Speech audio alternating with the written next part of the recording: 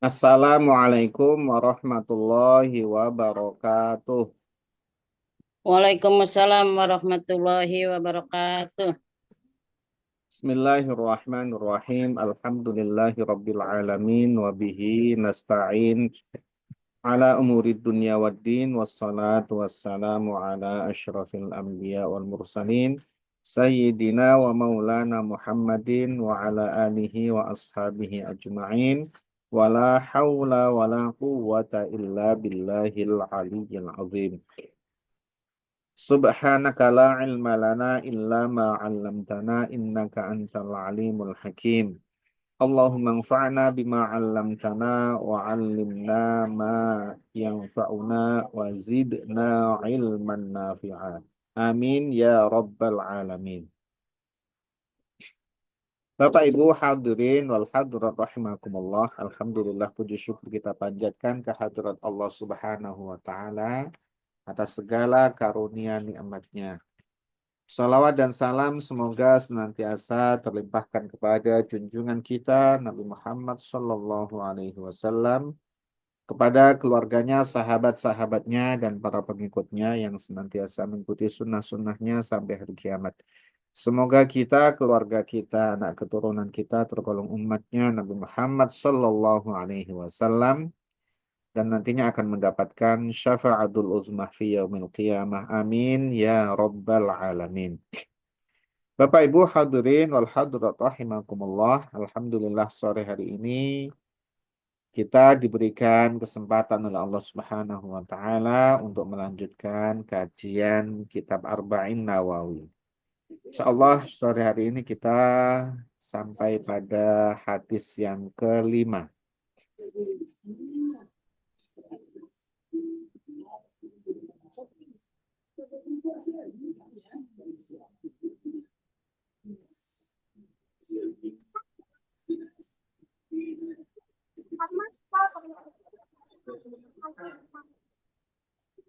Bismillahirrahmanirrahim. Qala al-muallif rahimahullahu ta'ala wa nafa'ana bihi wa bi'ulumihi fid dharaini. Amin.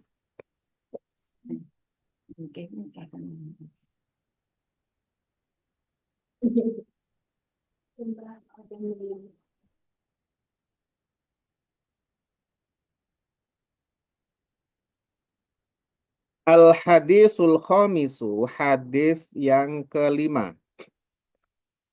An ummil mu'minina, dari ummul mu'minin. Ummi Abdillahi, yaitu nama kunyahnya adalah Ummu Abdullah. Nama beliau mendapat gelar Ummul Mukminin karena beliau adalah istri Rasulullah Shallallahu Alaihi Wasallam. Nama kunyahnya Ummu Abdillah. Aisyata, yaitu Sayyidatina Aisyah radhiyallahu anha, semoga Allah meridhoi sahabat Sayyidatina Aisyah. Jadi Sayyidatina Aisyah ini nama kunyahnya adalah Ummu Abdillah. Nah, Abdullah itu adalah keponakannya Sayyidatina Aisyah. Karena Sayyidatina Aisyah itu tidak mempunyai keturunan, tidak punya anak. Nah, sehingga beliau ya mendapatkan kunyah Ummu Abdillah. Ya, biasa kalau orang Arab itu tidak langsung memanggil nama. Hai ini tidak, tetapi untuk menghormatinya itu dipanggil dengan kunyah. Jadi tidak langsung menyebut nama itu ya. Nah, kita juga begitu ya. Kita kalau langsung menyebut nama itu kurang kurang etis ya. Apalagi ke orang yang berada di usianya lebih dari kita itu ya. Jangan sampai kita panggil dengan nama gitu. Nah, Husain gitu misalkan ya. Kalau dia memang usianya di atas kita ya kita panggil Kak atau kita panggil Pak Le atau Pak atau sebagainya. Ya, jangan kita panggil nama. Kemudian Sayyidatina Aisyah ini eh, menikah dengan Rasulullah SAW usianya 6 tahun. Usia 6 tahun. Kemudian beliau ditinggal wafat oleh Nabi Muhammad SAW usianya 18 tahun. Sangat muda sekali ya, 18 tahun itu ditinggal oleh Rasulullah. Kemudian setelah itu beliau masih melanjutkan kehidupannya selama 40 tahun. Maka usia beliau wafat usianya adalah 58 tahun. Beliau sangat banyak meriwayatkan hadis, terutama hadis-hadis yang khas ya. Hadis-hadis yang tidak sembarangan sahabat bisa meriwayatkan karena memang ya beberapa di antaranya itu adalah kehidupan Nabi Muhammad SAW di dalam rumah ya. Tentu yang bisa meriwayatkan, yang menyampaikan adalah istri beliau. Ini menunjukkan sisi lengkapnya Nabi Muhammad SAW itu luar dalam. Ya, bagaimana beliau di luar, bagaimana beliau di dalam, bagaimana beliau sikapnya ketika di dalam rumah, ya makan, menjelang tidur, tidur dan sebagainya itu semuanya terungkap. Kan? Sisi baiknya Nabi Muhammad SAW. Kadang orang itu dari luar ya, kalau di luar kelihatan sudah tidak ada cacat begitu ya. Tapi mungkin orang dalam ya, yang di dalam rumah tahu kalau dia itu banyak kekurangan dan sebagainya. Kalau Nabi tidak, luar dalam itu semuanya adalah contoh teladan yang sangat baik bagi umat. Beliau meriwayatkan hadis sebanyak 1.210 hadis.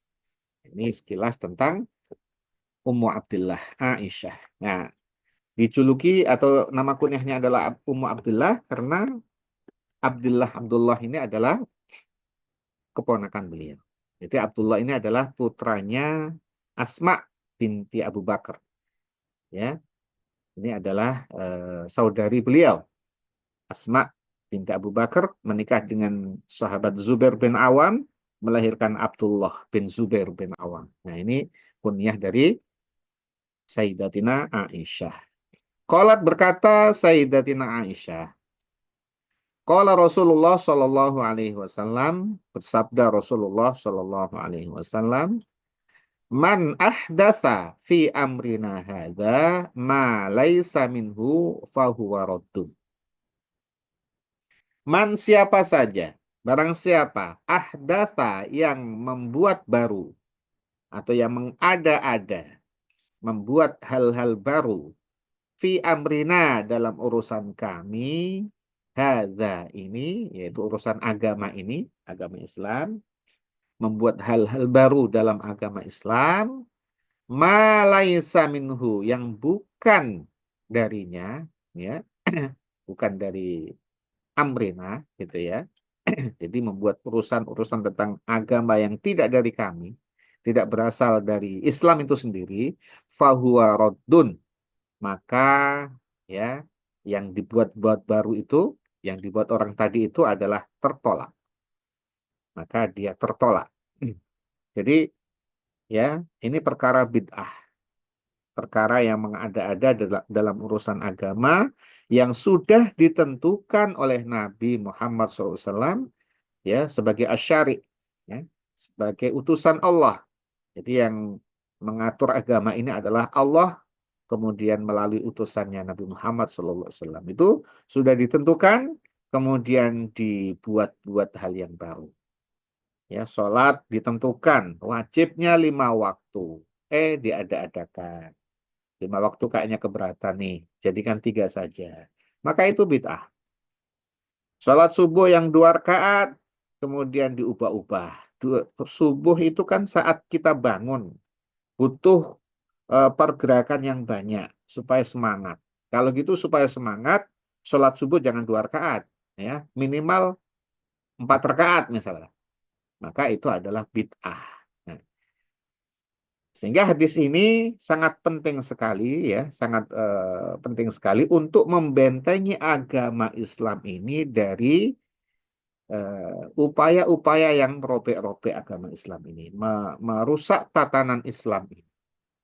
Ya, mereka yang membuat hal-hal baru yang tidak sesuai dengan yang ditentukan oleh Allah dan Rasul-Nya, maka itu tertolak, ya, tertolak, tidak usah diikuti dan itu ya merusak agama. Rawahul Bukhari, meriwayatkan atas hadis tersebut adalah Imam Bukhari wa Muslimun dan Imam Muslim. Wa fi riwayatin, dan di dalam satu riwayat Muslimin dari Imam Muslim, ya, man amila amalan laisa alaihi amruna fahuwa raddun. Man, barang siapa amila, yang dia beramal amalan, suatu amal, dia beramal dengan suatu amal laisa alaihi amruna, yang tidak ada atas amal itu amruna, yaitu adalah dari kami, tidak ada perintahnya dari kami, fahuwa, maka amal itu roddun, itu tertolak. Ini hadis, ya, riwayat Imam Muslim yang setara dengan hadis riwayat Imam Bukhari dan Imam Muslim. Bapak Ibu hadirin wal hadirat rahimakumullah, ya. Akan tetapi kemudian hadis ini tentunya, ya, sangat luas pemaknaannya, ya. Tidak serta-merta segala sesuatu yang tidak ada pada zaman Nabi itu bid'ah, ya. Jadi yang disebut bid'ah tadi itu adalah mengada-ada urusan yang sudah ditetapkan oleh Nabi, yang sudah ditetapkan oleh Nabi, yang pokok-pokok hukumnya sudah ada ketetapannya oleh Nabi, kemudian dia menambah pokok-pokok hukuman itu, pokok-pokok hukum itu, yang tadi itu sholat 5 waktu, rakaat sholat, ya, dan sebagainya. Tapi kalau urusan-urusan yang kemudian menjadikan kemaslahatan agama dan tidak bertentangan dengan, ya, tidak bertentangan dengan pokok-pokok ajaran Islam yang sudah ditentukan oleh Nabi, maka itu, ya, tidak tertolak, ya, tidak tertolak, ya. Sehingga dengan Imam Syafi'i, ya, Imam Syafi'i rahimahullah itu kemudian mengklasifikasikan bid'ah, ya, betul, bid'ah itu ada yang bid'ah yang hasanah, ada bid'ah yang dolah, ya. Karena kalau kemudian dikunci, ya, dikunci mati sesuatu yang tidak ada, segala sesuatu yang tidak ada pada zamannya Nabi itu bid'ah, maka tentunya semua jadi bid'ah saat ini, ya. Ya, karena sekarang sudah sangat berkembang, ya. Misalkan adalah eh, kurikulum dalam belajar. Kurikulum dalam belajar itu, ya, yang sekarang sudah ada kelas 1, kelas 2, kelas 3, kemudian ada mata pelajaran ini dan seterusnya yang kita itu belajar, itu tidak ada pada zaman Nabi. Pada zaman Nabi tidak ada yang namanya ilmu nahwu, tidak ada. Tidak ada yang namanya ilmu tajwid, ya, tidak ada yang namanya ilmu fikih dan sebagainya. Ilmu-ilmu itu disusun oleh para ulama setelah, yang kemudian tentu bersumber kepada Al-Quran dan hadis, ya, gitu. Yang paling dekat adalah Al-Quran itu sendiri, ya. Pada masa Nabi Muhammad SAW, Al-Quran itu tidak dikumpulkan di dalam satu mushaf, tidak dikumpulkan dalam satu mushaf, ya. Maka kemudian pada masa Sayyidina Abu Bakar itu muncul usulan untuk mengumpulkan Al-Quran dalam satu mushaf. Yang kemudian Sayyidina Abu Bakar merasa berat untuk melakukannya. Usul itu datang dari Sayyidina Umar bin Khattab. Ya, Sayyidina Umar melihat kaum muslimin yang bersemangat dalam jihad, ya, menegakkan agama itu pada berguguran menjadi syahid, dan kebanyakan di antara mereka adalah para penghafal Quran. Kemudian khawatir pada diri Umar kalau para penghafal Al-Quran ini semakin banyak yang berguguran, maka bagaimana nanti umat ke depan, ya, yang makin jauh dari sumbernya. Sumbernya itu adalah Nabi Muhammad Shallallahu Alaihi Wasallam. Kalau yang dekat dengan Nabi, generasi yang dekat dengan Nabi, para penghafal Quran itu kemudian bersemangat jihad, ya, satu persatu wafat, maka bagaimana nanti umat ke depan? Jauh sekali, visioner sekali Sayyidina Umar bin Khattab. Maka disampaikan usulan kepada Sayyidina Abu Bakar sebagai khalifah waktu itu. Tentu menolak Sayyidina Abu Bakar. Saya tidak mau melakukan hal yang tidak pernah dicontohkan oleh Nabi. Saya tidak mau melakukan hal yang tidak pernah diperintahkan oleh Nabi untuk mengumpulkan Al-Quran dalam satu mushaf. Nah, ini adalah bid'ah. sangat berat sekali oleh Sayyidina Abu Bakar. Tetapi karena terus didesak oleh Sayyidina Umar dan kemudian berdiskusi terus-menerus intensif, ya, karena Sayyidina Umar itu ya memikirkan umat ke depan. Sementara Sayyidina Abu Bakar itu takut melakukan hal yang baru yang tidak pernah dilakukan oleh Nabi. Maka kemudian diskusi terus berlangsung, ya, intensif. Kemudian para sahabat yang lain juga kemudian ikut serta dalam urun rembuk. Sehingga akhirnya Sayyidina Abu Bakar menerima usulan Sayyidina Umar untuk mengumpulkan Al-Quran.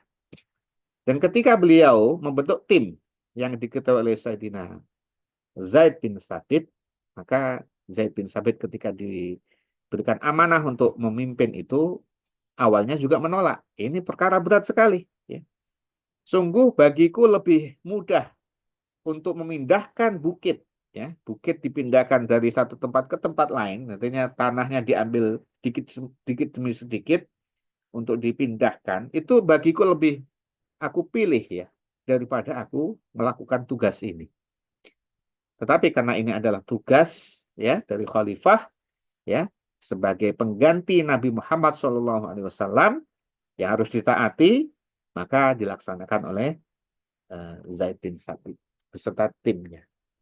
Sehingga kemudian terkumpullah mushaf Al-Quran dalam ayat-ayat Al-Quran dalam satu mushaf. Ini adalah perkara yang tidak ada pada zaman Nabi. Dan pada masa itu Al-Quran masih tidak ada titiknya, tidak ada titiknya.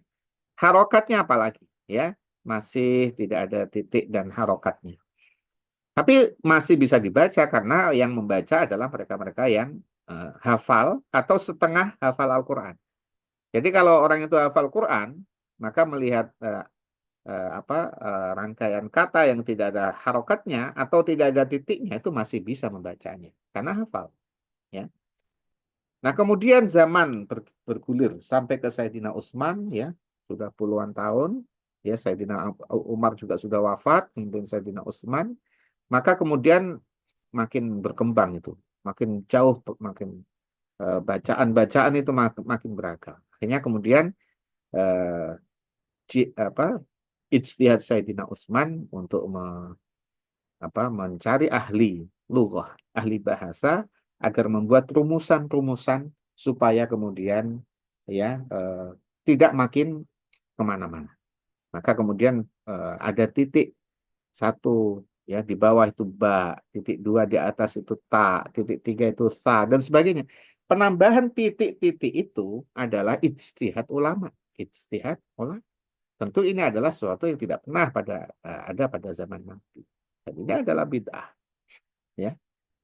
Dan yang lebih ini lagi, yang lebih terang lagi itu adalah pengumpulan hadis oleh pada masa Imam Malik, pada masa kemudian Imam Bukhari, ya, Imam Muslim dan seterusnya.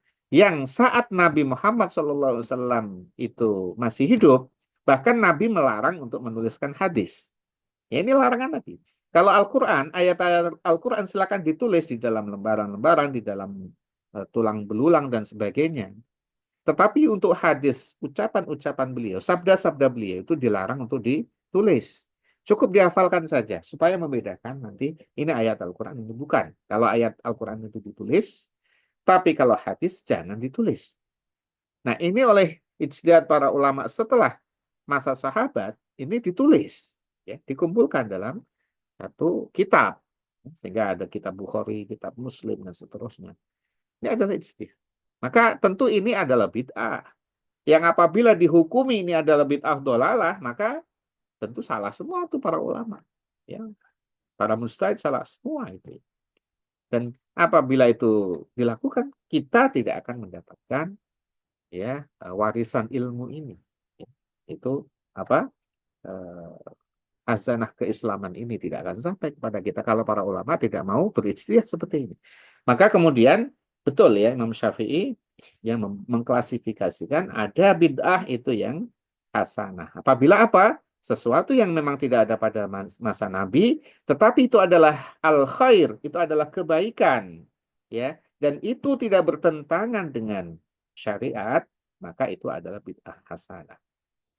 Nah, apabila kebaruan yang dibuat-buat itu kemudian bertentangan dengan pokok-pokok ajaran agama, maka itulah bid'ah sayyi'ah. Yang itu adalah bid'ah dhalah. Sehingga ini perlu kita sama-sama kuatkan. Ini.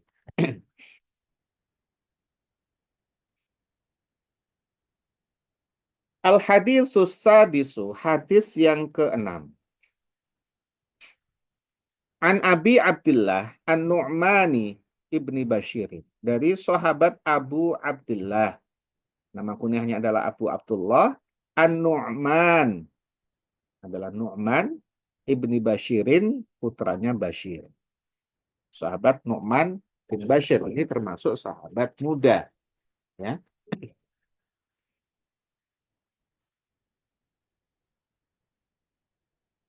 Papa.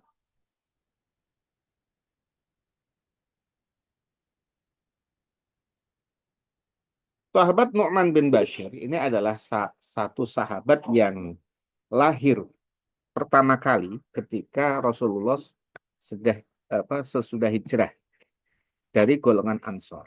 Jadi dari golongan Ansor lahir pertama kali ya itu adalah Nu'man ini.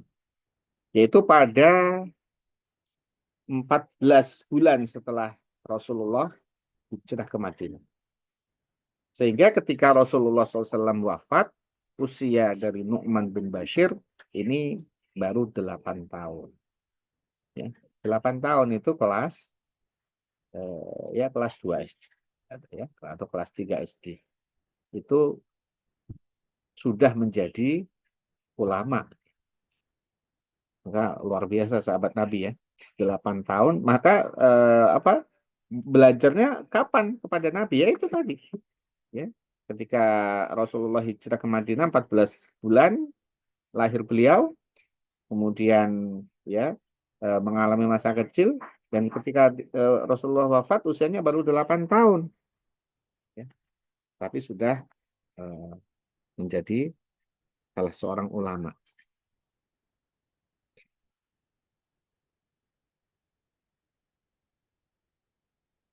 Beliau meriwayatkan hadis sebanyak 114 hadis. 114 hadis. Qala berkata sahabat Nu'man bin Bashir radhiyallahu anhu, sami'tu Rasulullah sallallahu alaihi wasallam, aku mendengar Rasulullah sallallahu alaihi wasallam beliau bersabda, Innal halala bayyinun. Sesungguhnya halal itu adalah jelas. Perkara halal adalah jelas, terang, zahir. Ya. Apa perkara halal? Ya, baik makanan maupun hal-hal lainnya itu jelas. Ya, ini halal. Ya. Wa innal harama, dan sesungguhnya yang haram bayyinun, itu juga jelas. Ya. Dan yang haram itu sudah disebutkan oleh Allah Subhanahu wa taala di dalam Al-Qur'an, ya. Kemudian dijelaskan oleh Nabi dalam hadisnya, itu yang disampaikan itu yang haram. Sedangkan yang tidak disampaikan oleh Nabi itu adalah yang halal. Jadi Nabi tidak menyebutkan ya ini haram, ini halal, ini halal, ini. Yang disebutkan adalah yang haram. Apa saja yang haram itu? Ya diantaranya adalah babi. Ya. Hurrimat alaikum, apa itu ayatnya itu?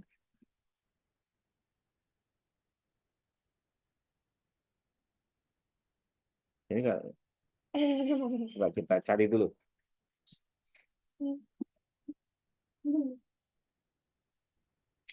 Surat Al-Maidah ya. Nah ini. A'udzubillahi minasyaitonirrajim. Hurrimat alaikumul maitatu wad-damu wa lahmul khinziri wa ma uhilla li ghairillahi bihi wal munkhaniqatu wal mawqudatu wal mutaraddiyatu wan natihah wa ma akala sab'u illa ma zakaitum wa ma dzubiha 'alan nusbi wa an tastaqsimu bil azlam. Jadi itu yang disebutkan tadi, itu adalah yang haram. Apa saja? Adalah bangkai, kemudian darah, ya, kemudian babi, hewan yang disembelih bukan dengan nama Allah, kemudian hewan yang tercekik, yang jatuh, yang tertanduk, ya, atau hewan yang dimakan oleh serigala atau hewan buas, ya, dan yang disembelih atas nama berhala. Jadi yang haram itu sebenarnya sangat sedikit, karena yang halal apa namanya selain itu adalah halal. Maka kalau disebutkan yang halal kan akan apa sangat banyak sekali ya, nasi, beras, anggur, misalkan apa buah-buahan itu semuanya kan halal semua, ya. Jadi yang disebutkan itu yang haram. Yang itu jelas. Maka selain itu ya itu adalah halal. Nah, juga ada ketentuannya apa hewan yang kullu bin minas sibai haramun. Ya, yang punya taring, yang punya kuku tajam untuk bisa memangsa ya buruannya itu juga haram. Maka yang selain itu halal. Jadi yang halal itu jelas, yang haram itu jelas. Wa bainahuma dan di antara keduanya umurun mustabihatun. Ada perkara-perkara yang samar atau mustabihat. Perkara mustabihat, perkara yang samar ini ya, itu ada kalanya secara zatnya itu halal, tetapi secara apa namanya? Secara penggunaan itu diragukan. Contohnya misalkan adalah kopi ya. Kopi. Kita ragu ini, kopi ini punya saya atau punya orang lain gitu. Kalau ini punya saya ya halal. Kalau punya orang lain kemudian kita minum tanpa izin dari yang punya kopi, nah bagaimana gitu ya. Ya, mungkin kita lupa waktu itu ini kopi saya atau bukan. Sebaiknya yang seperti itu ditinggalkan. Ya, tidak itu perkara yang mustabihat. Ya, yang seperti itu. La ya'lamuhunna yang tidak mengetahui akan mustabihat katsirun minan nas. Banyak di antara manusia yang tidak mengetahui ya itu mustabihat atau bukan. Ya. Maka ini perlu apa? Tadi itu kalau itu terkait dengan zat yang mustabihat atau hukum-hukum yang mustabihat maka perlu ada eh, fatwa dari ulama. Dan ini tidak banyak yang mustabihat ini. Ya. Famanit tako maka barang siapa yang menjauhi atau menghindari asyubuhati, perkara-perkara syubhat, faqadistapro'a, maka sungguh dia telah memerdekakan atau dia telah membebaskan lidinihi untuk agamanya, wa irdihi dan kehormatannya. Barang siapa yang terkait perkara syubhat dia itu jauhi, dia menjauhi perkara syubhat, maka dia telah membebaskan agamanya. Ini adalah memelihara agamanya. Ya. Maka misalkan perkara riba, ya riba, ya menyimpan uang di bank. Nah ini adalah mustabihat ini. Ya. Nah, kemudian perlu ulama yang memutuskan ini. Maka ya sampai saat ini ya ada yang kemudian ya secara mayoritas menyatakan haram ya tentang bunga bank ya. Kalau riba itu adalah semua sepakat. Ya, riba itu haram. Tapi bunga bank itu meskipun sedikit ada yang menghalalkan. Nah, kalau seperti ini kemudian kita menabung uang di bank yang kita tujuannya adalah mengambil bunganya atau kita tercampur uang kita dengan bunga, maka ini tercampur pada masalah syubhat. Yang seperti ini ya sebaiknya dihindari. Ya kita tidak menabung uang kita di bank yang tujuannya adalah mengambil bunganya, ya, tetapi ya barangkali karena proses transaksi keuangan yang harus melalui bank itu sehingga kita menaruh uang kita di bank, tapi bukan maksud kita adalah untuk mengambil keuntungan dari bunganya. Kalau mengambil keuntungan dari bunganya, maka tentunya harta kita yang kita makan itu akan tercampur dengan perkara-perkara yang syubhat ini, ya. Bahkan haram itu, dekat kepada haram. Nah, kalau kita bisa menghindarinya, maka kita akan bisa memelihara agama kita. Waman waqa'a fi syubuhati. Barang siapa yang terjebak ke dalam perkara syubhat, waqa'a fil harami, maka dia juga akan bisa terjebak ke dalam perkara yang haram. Jadi kalau dia itu ya, tadi itu menerabas saja perkara-perkara yang syubhat, yang halal, yang haram tadi jelas, halal jelas batasannya, haram jelas batasannya. Ini diantaranya, misalnya biawak, ya, misalnya apa dulu itu kata atau apa ya, yang antara bisa hidup di air dan di darat, ya, yang kemudian berbeda-beda ini pendapat para ulama, ya. Maka ini sebaiknya kita hindari yang seperti ini, ya. Kalau kita terabas saja, bisa saja kita yang kita lakukan adalah betul itu haram, ya.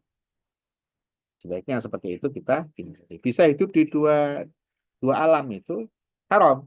Nah, ini bisa. Ternyata kemudian diteliti, oh enggak, itu hanya ketika bertelur, ya, kemudian dia kembali ke air misalkan dan sebagainya. Itu sebaiknya seperti itu kita hindari. Yang jelas-jelas saja yang kita konsumsi. Bahkan para ulama yang sangat wirai, yang sangat warok, itu membatasi bukan hanya subhat yang dia hindari, tetapi yang halal, yang mubah juga dia, ada yang dia hindari, demi supaya tidak masuk ke dalam wilayah subhat. Ya. Jadi batas subhat ini ada halal, yang halal juga menjadi penghalang dia dari subhat. Jadi itu ulama yang gerai. Kalau orang itu terjebak ke subhat, ya, syubhat ini bisa terjebak ke dalam haram, bahkan dia yang halal saja dia itu tidak lakukan, tentu yang adalah khawatir masuk ke dalam syubhat. Karai sebagaimana atau semisal orang yang menggembalakan, ini Nabi memberikan misal, ya, penggembala yar'a haulal hima, yang dia menggembalakan gembalanya itu haulal hima, di sekitar batas, eh, di sekitar batas, ya, batas apa ya, ada batas kepemilikan. Misalkan kalau itu adalah di wilayah yang boleh menggembalakan, ada batas yang tidak boleh menggembalakan.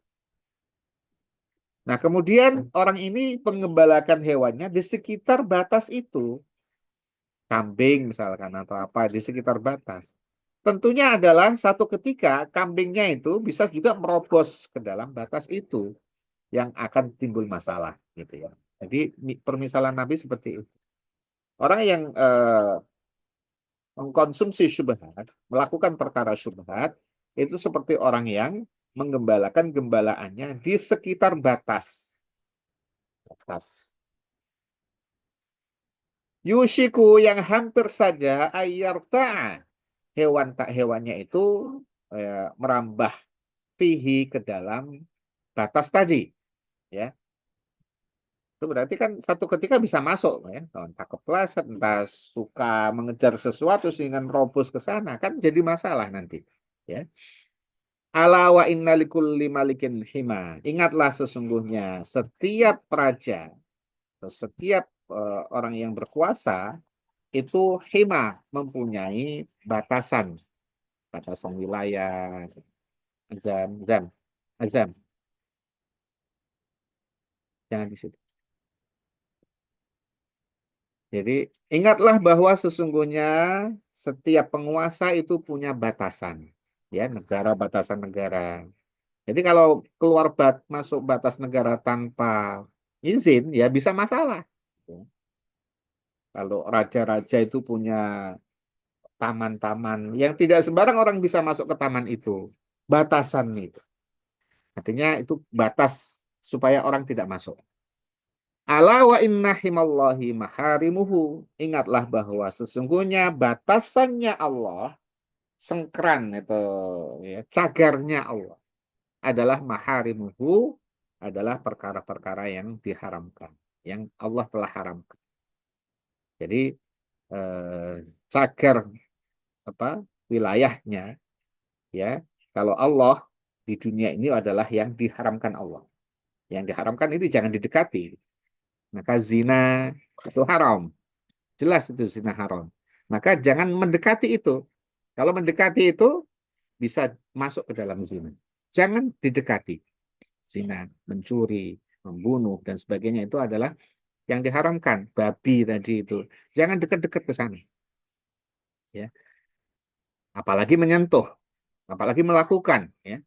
Dekat saja jangan. Ini seperti penggembala tadi itu, yang dekat-dekat dengan batas itu bisa masuk ya. Ala wa inna fil jasadi, ingatlah bahwa sesungguhnya di dalam tubuh manusia, di dalam tubuh secara umum juga, baik secara fisik maupun maknawi, mudghatan, ada segumpal darah. Idza saluhat, ketika baik segumpal darah itu, saluhal jasadu, maka baik juga tubuh kulluhu seluruhnya. Wa idza fasadat, dan apabila rusak segumpal darah tadi itu, fasadal jasadu, maka rusak juga seluruh tubuh, maka rusak juga tubuh kulluhu seluruhnya. Ala, ingatlah, wahya mudghah tadi itu, segumpal darah itu adalah al-qalbu, itu adalah hati. Jadi maksud Nabi Muhammad SAW kemudian menerangkan adanya hati yang baik dikaitkan dengan perkara-perkara halal dan haram, dengan syubhat, itu agar orang itu bisa menjaga makanannya, bisa menjaga perilakunya dari perkara-perkara yang syubhat, apalagi yang haram. Yang syubhat jangan dilakukan, apalagi yang haram. Kenapa? Karena itu akan masuk ke dalam tubuh kita, akan menjadi darah kita yang mengalir, ya. Tentunya outputnya juga akan menjadi, kalau inputnya itu tidak baik, outputnya juga akan tidak baik. Akan cenderung untuk mengarah kepada yang tidak baik. Maka memakan yang haram akan cenderung untuk melakukan hal yang haram juga. Dan itu kendalinya ada di dalam hati.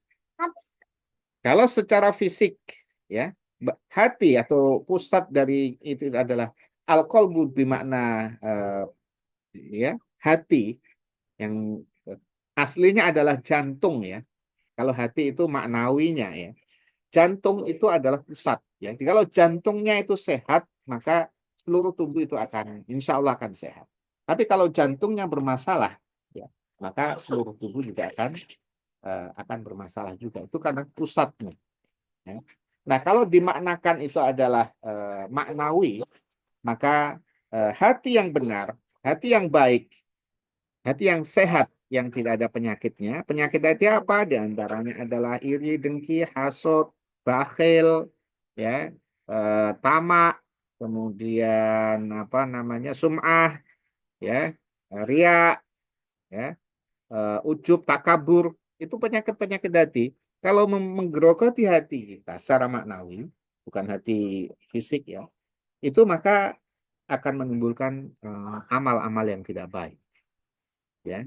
Tapi kalau hatinya selamat dari iri, dengki, bakhil, tomak dan sebagainya tadi sampai takabur, maka tentunya akan perilakunya juga akan baik. Itu adalah bisa dimaknakan secara zahir maupun secara maknawi, ya, secara zahir maupun secara maknawi. Ini sabda Nabi Muhammad Shallallahu Alaihi Wasallam. Rawahul Bukhari, meriwayatkan hadis tersebut adalah Imam Bukhari, wa Muslimun, dan Imam Muslim. Bapak Ibu hadirin wal hadirat rahimakumullah. Semoga apa yang kita kaji untuk sore hari ini ya, dua hadis ini bisa menambah keimanan kita, bisa menambah iman kita insya Allah, dan Allah Subhanahu wa taala senantiasa menolong kita, memberikan kesehatan, keselamatan kepada kita, ilmu yang bermanfaat fid din wa dunya wal akhirah, dan kita diwafatkan dalam kondisi yang husnul khotimah. Amin ya rabbal alamin. Mari kita tutup kajian kita ini dengan membaca doa kafaratul majelis. Bismillahirrahmanirrahim. Bismillahirrahmanirrahim. Subhanakallahumma bihamdika asyhadu an la ilaha illa anta astaghfiruka wa atubu ilaik. Wassalamualaikum warahmatullahi wabarakatuh. Waalaikumsalam warahmatullahi wabarakatuh. Terima kasih. Assalamualaikum.